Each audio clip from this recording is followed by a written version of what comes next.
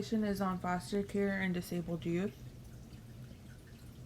So talking about placement, those who have a disability and are in the foster care system are more likely to experience placement instability, which means that they are more likely to be moved around from home to home. And then 14 to 40% of those in the child welfare system have a disability.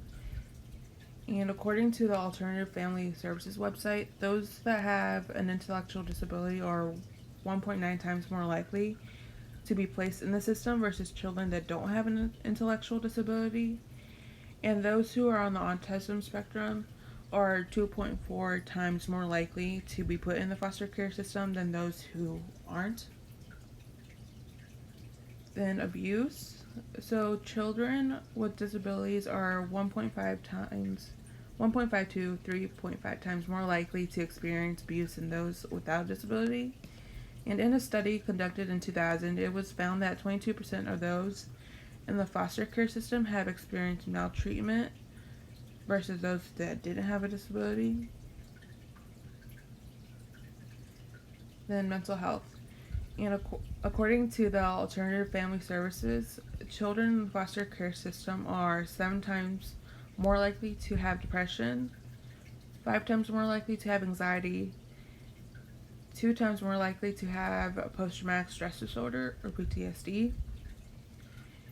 It was found that 1 out of every 2 children has gone through 4 or more negative childhood experiences, and that 8 out of 10 children have a mental health disorder going into the system.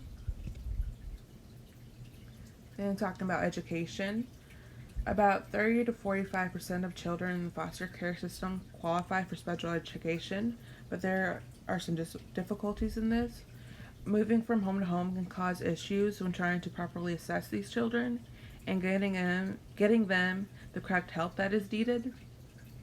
It also becomes harder for school systems to identify the disability that the child might have since they move from home to home. And foster parents also play a role in helping children get the certain education that they need. But an issue can arise when foster parents take in children with certain disabilities. This can be due to the foster parents not having the right experience or resources needed in order to accomplish this. And social workers also play a role in getting children the proper education needed, but some social workers may not have the correct training to identify disabilities within the children and getting them the correct education needed, as their main focus is to ensure that the child is being treated properly and not being harmed. So aging out, transitioning into adulthood can be difficult because most of the services that they receive were due to having help from social workers and or foster parents. Then I found a website called the Juvenile Law Center, which is used to inform the public about youth justice, children in prison, those in the foster care system, and they also help raise youth advocacy. And they have created a planning system to prepare teenagers between the ages of 14 to 21 for the world outside of the foster care system. So they did this through a PDF in which the teenagers, social workers, and or advocates work on together to create a plan for them and see what type of assistance they will need in the future. And this PDF is split into 2 different sections.